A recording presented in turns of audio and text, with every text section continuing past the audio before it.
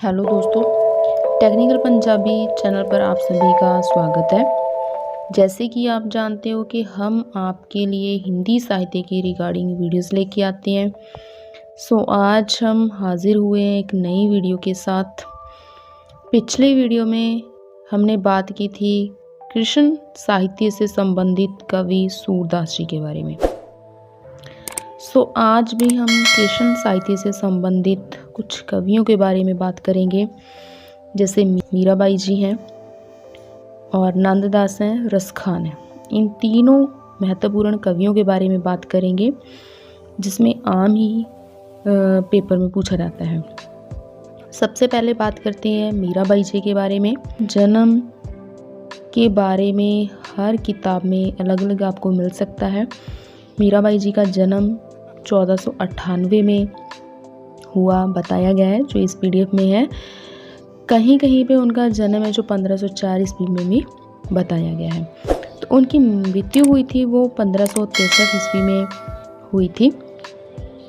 और इनका ये राजस्थान की है, मेड़ता जो है, मेड़ता के नज़दीकी इनका गांव है कुड़की, और राठौर वंश में इनका जन्म हुआ था। इनके पिता का नाम रतन सिंह था और मीरा की माँ की बचपन पे ही मृत्यु हो गई थी।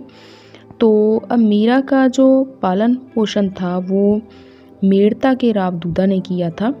तो 1516 में मीरा जी की शादी हो गई राणा सांगा के ज्येष्ठ पुत्र भोजराज से। तो कुछ वर्ष बाद 7 वर्ष पश्चात इनके पति की मृत्यु हो गई और ये विधवा हो गई। अब ये कृष्ण की भक्तनी थी, पति के साथ सती नहीं हुई, तो इस वजह से लोगों के द्वारा इनको काफ़ी कुछ सुनना पड़ा, काफ़ी कुछ सहन करना पड़ा। तो इन्होंने अपना ससुराल छोड़ दिया। अब जो इनके चचेरे भाई थे, जयमल चचेरे भाई हैं और पिता वीरम देव, तो इन्होंने इनको वापस मेड़ता बुला लिया। पर वहाँ पर भी ये काफ़ी समय तक नहीं रुकी और वृंदावन चली गई। तो वृंदावन चली गई, वहाँ पर इनकी जो भेंट होती है वो कृष्ण भक्त जीव गोस्वामी से होती है। अब ये प्रश्न अक्सर पूछ लिया जाता है कि वृंदावन में मीरा जी की भेंट या उनका मिलन किससे होता है? कृष्ण भक्त कवि से होता है, तो वो है जीव गोस्वामी। और वहाँ से ये द्वारका चली जाती हैं, रणछोड़ जी के मंदिर में रहती हैं। इनका जो साहित्य है उसकी जो भाषा है वो राजस्थानी मिश्रित ब्रज भाषा है, ये भी याद रखना ज़रूरी है। मीराबाई जी को भक्ति की बात करें तो माधुर्य भाव की इनकी भक्ति है। इनके भगवान श्री कृष्ण जी हैं, उन्हीं की ये उपासना करती हैं। इनकी जो कुछ रचनाएं हैं, गीत गोविंद टीका, नरसिंह जी का मायरा, सफुट पद, राग सूरठ के पद। मीरा जी का जो साहित्य है उसमें वियोग श्रृंगार रस प्रधान है, क्योंकि सब कुछ इन्होंने श्री कृष्ण जी को एक प्रिय मानकर, पति मानकर, भगवान मानकर उनके बारे में ही लिखा है। इसके बाद हम बात करते हैं नंददास जी के बारे में। हाँ जी, नंददास जी का जो जन्म हुआ था वो हुआ था 1533 ईस्वी में। 1583 ईस्वी में इनकी मृत्यु हुई थी। नंददास जी अष्टशाप के कवियों में से एक हैं। ये हम अष्टशाप के कवियों के बारे में पहले, अष्टछाप के कवियों के बारे में पहले कर चुके हैं। तो अब नंददास जी के बारे में अगर हमने परिचय जानना हो तो गोकुलनाथ जी का एक ग्रंथ है 252 वैष्णव की वार्ता, वहाँ से हमें इनके बारे में जानने के लिए मिल सकता है। इनको देखो, इनको जो तुलसीदास जी हैं, राम भक्त कवि तुलसीदास जी, उनका भाई भी बताया गया है कहीं कहीं पे, लेकिन वो सही नहीं है। डॉक्टर नागेंद्र के अनुसार ये जो जन्म काल है इनका 1533 ईस्वी, डॉक्टर नगेंद्र जी ने बताया। डॉक्टर नगेंद्र जी के अनुसार कि शुक्र क्षेत्र के सोरों के रामपुर गांव में इनका जन्म हुआ था और मानसी गंगा के किनारे इनकी मृत्यु हुई थी। भाषा की बात करें तो इनके साहित्य की भाषा भी ब्रज भाषा है। इनके कुछ ग्रंथों की बात कर लेते हैं जो जिनके बारे में कुछ महत्वपूर्ण पूछ लिया जाता है। ग्रंथों के बारे में अक्सर ही पूछा जाता है। तो अनेकार्थ मंजरी, रस मंजरी, रूप मंजरी, बीहरे मंजरी, मान मंजरी, श्याम सगाई, प्रेम बारह खड़ी, सुदामा चरित, रुक्मणी मंगल, भंवर गीत, रास पंचाध्यायी, सिद्धार्थ पंचाध्यायी, दशम स्कंद भाषा, गोवर्धन लीला, नंददास पदावली। तो सबसे जो प्रमुख है, अब इनमें से मैं आपको महत्वपूर्ण बातें बताती हूँ। जैसे अनेकार्थ मंजरी हैं, अनेकार्थ नाम से ही पता चल रहा है, और मान मंजरी, ये दोनों पर्यायकोश हैं। मतलब शब्दों के बारे में, शब्द पर्यायवाची शब्द, एक अर्थ वाले शब्द, अनेक अर्थ वाले शब्दों के बारे में इनमें बात की गई है।